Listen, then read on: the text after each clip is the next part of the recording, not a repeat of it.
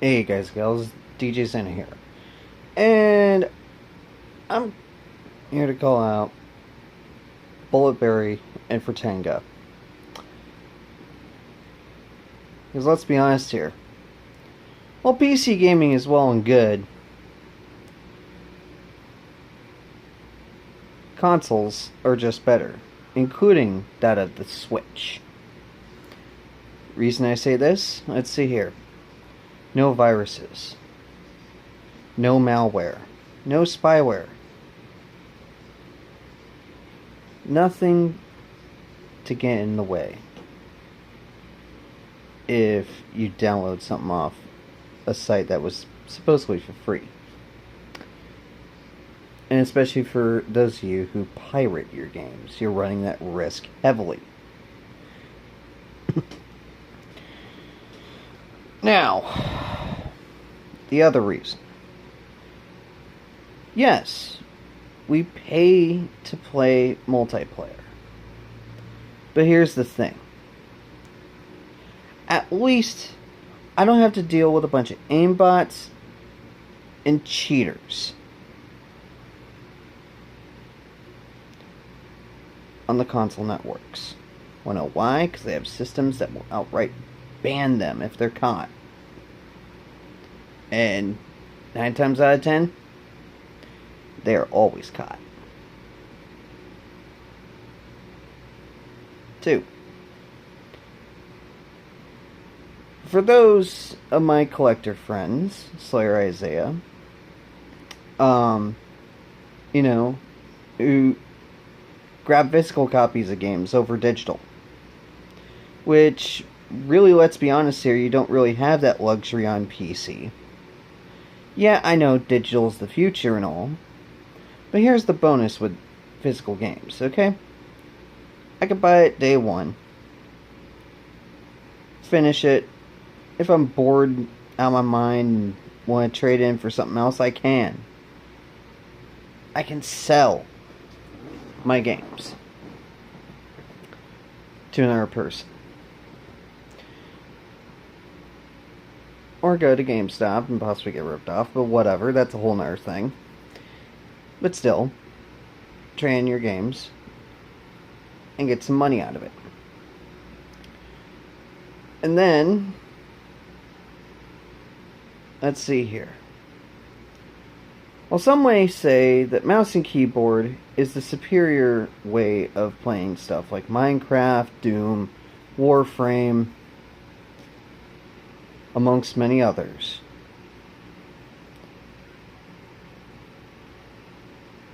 There's some of us who just end up with cramped hands by the end of a play session. From having your hand like this the whole entire time. So, thus,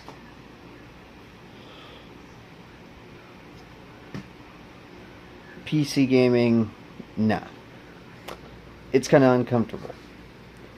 Even if a game has controller support, sometimes it's buried deep in the menus. Or, in the case of Dead Rising, which I bought, which is supposed to have controller support, went to the menu, went to gamepad settings, or went to try to activate gamepad settings, and I had an Xbox 360 controller plugged in. It's grayed out. And then tell me, oh, you're gonna have to get a third-party app like JoyToKey or Rewazd or any of those, or go through the trouble trying to remap all of your controller bindings to fit with keyboard bindings just to play it, you know you done fucked up.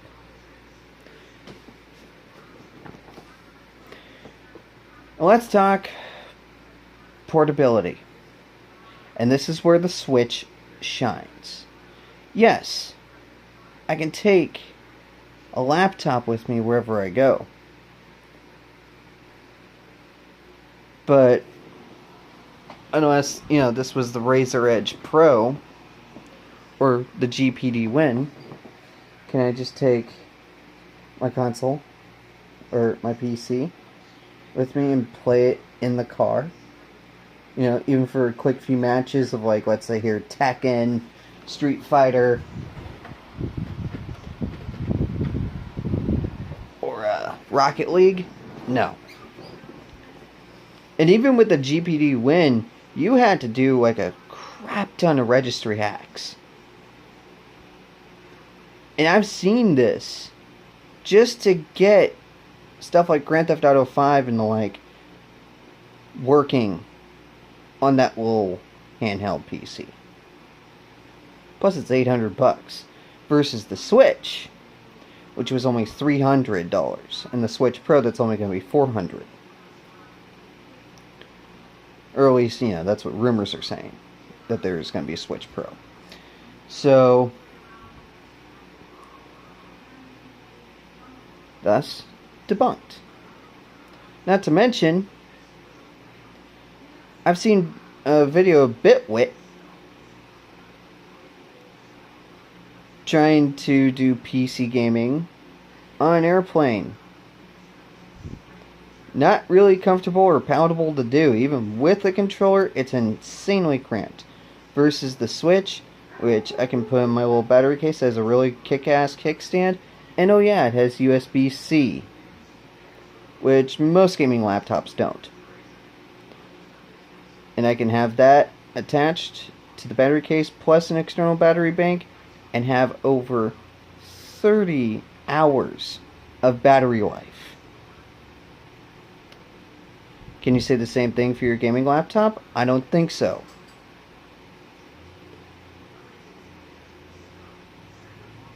Then let's get on to the factor of DRM and CD keys.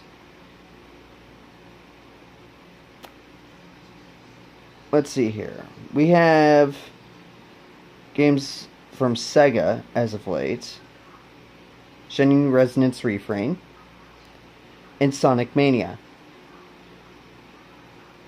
And both of them have that really shitty, really damn shitty Denuvo DRM that hampers performance and also prevents offline play. And I know Square Enix has done some similar bullshit with some of their Final Fantasy titles. And I'm not talking about, you know, the obvious online ones, 14 and 11. So, you got that to contend with. And then having to also deal with multiple storefronts for all your games. You got one collection that's on Steam. You got another that's on GOG Galaxy. You got another one on Origin, another on Uplay. And sometimes even if you buy stuff on Steam that's from Ubisoft, you still have to go through that stupid Uplay because that's their DRM bullshit. So, pick your poison. You know, or even the Discord Nitro, or the Epic Game Store.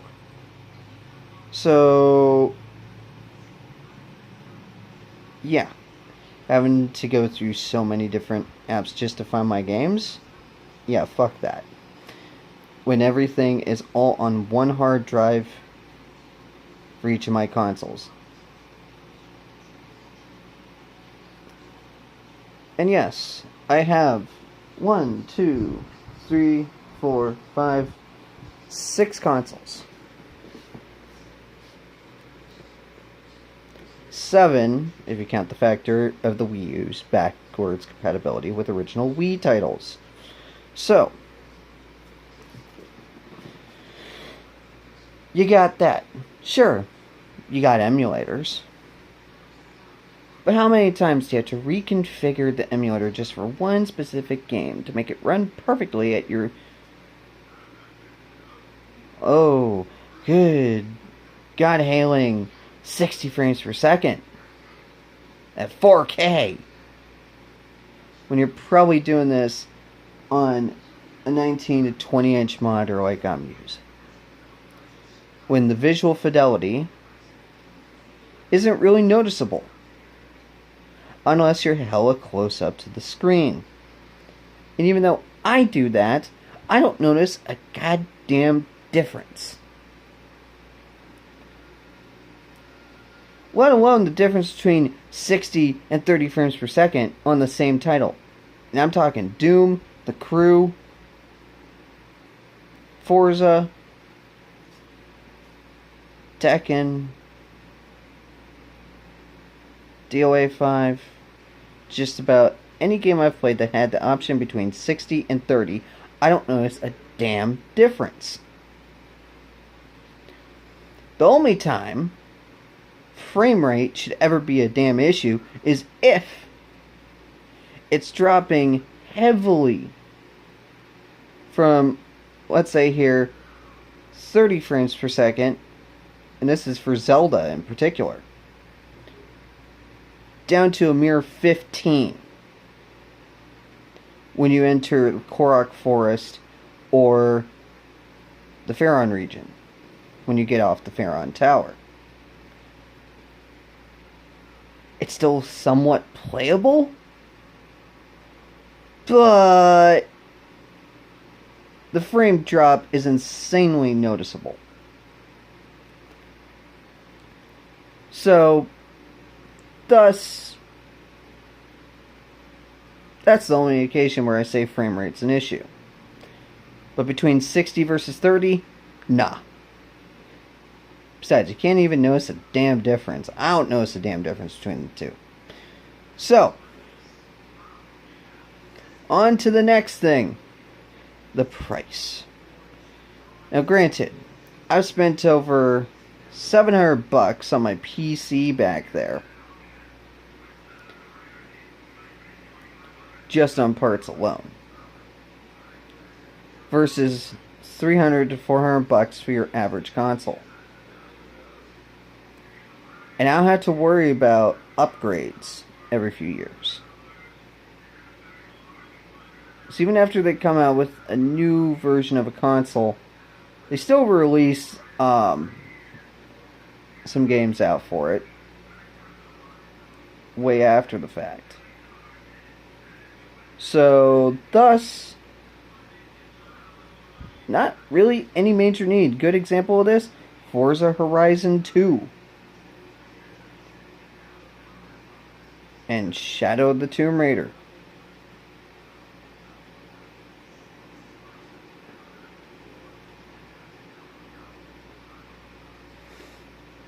Or, wait, no, not Shadow of the Tomb Raider. No, there was Tomb Raider reboot and then its sequel. And both of those came out on the Xbox 360. So thus, bada bing, you didn't really need to upgrade at that point. Yeah, sure, lesser graphics, but really, it's just a slight enhancement. Not really needed. Also, yeah, you may have backwards compatibility on your PC, but as I've seen from the likes of Multimedia J after he got his Intel Core i7 monolith rig set up,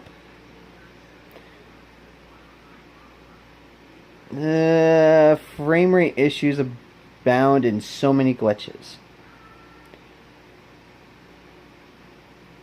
And after going through so many hacks, he had to go through so much crap just to make it playable on his newer machine. And sometimes, even if you can get it playable, there's still issues where it's just going to crash left and right. Good example of this, I have Need for Speed Underground 2 and Most Wanted. And I mean the 2005 rendition. And that has issues of crashing all over the place. Postal 2, same thing. Star Wars Dark Forces 2. Even though I got everything set up, it still has issues with crashing at random. And then there's some occasions, like Tony Hawk Pro Skater 3 and Pro Skater 2, that refuse to run entirely. And those aren't the only games either from an older era that have trouble running. Even though I set up the backwards compatibility settings for those games, and they still don't run. So for the consoles that have backwards compatibility, just pop in the disc and play. You don't have to tweak a bunch of settings just to do that shit. Same thing with PlayStation 2, PlayStation 3 in its early on life. And even with the later models that still have PlayStation 1 backwards compatibility, just pop in the disc and fucking play. It's that simple.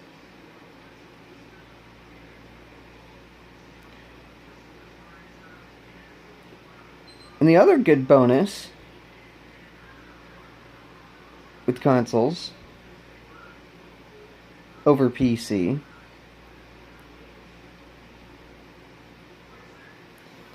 is that we do have cloud saves. And I can even back up my save files if I need to. And even have the capability of saving the games directly on the hard drive and not having to worry about, oh, did I screw it up? Because most of the times, it takes a really bad screw up to corrupt your save. Or in the case of EA and Battlefield 4, rushing it really early. Well, I'd say it's still in beta. And this was the only time I had save file problems on the console. And that was with Battlefield 4 at the beginning. And it's because they were trying to exclusively save it in their cloud, and their cloud infrastructure was shit. So, yeah. Oh, and speaking of Battlefield, with Battlefield 3 and Battlefield 4, when I just want to launch the game and jump between campaign and multiplayer, I can just go back to the main menu on console. PC, what do I have to do? Oh, I have to load up Internet Explorer, Microsoft Edge, whatever, because it won't work with fucking Chrome or Firefox for some damn reason I will never understand why, just to hop on a server. Versus, oh, just hit multiplayer. Oh, you can connect? Here's all the servers. Click one, join the battle. That simple. So, there's my reasons, folks. And if one component of your console goes nuts, just send it off to the company, and if it's still under warranty, it can be fixed. It's that simple. Versus if something comes apart on my PC or let alone your gaming laptop, you're going to have to send that shit in anyways. Or at worst, like what would happen with, or what happened with my graphics card during a brownout, fried it, and had to wait a whole 2 weeks, and plus I had to pay postage to get my card sent out to PNY. Versus most of these consoles don't have you pay for postage. So, because it's already prepaid by the manufacturer. So, suck it, PC elitist nerds. Consoles are better and will continue to dominate. Because all the really good games are on console. Yeah, sure, you got League of Legends, World of Warcraft, Dota 2, and what else? 'Cause, I mean, we got MMORPGs as well. So, yeah. Suck on that. This has been DJ Xana. And I say, peace out.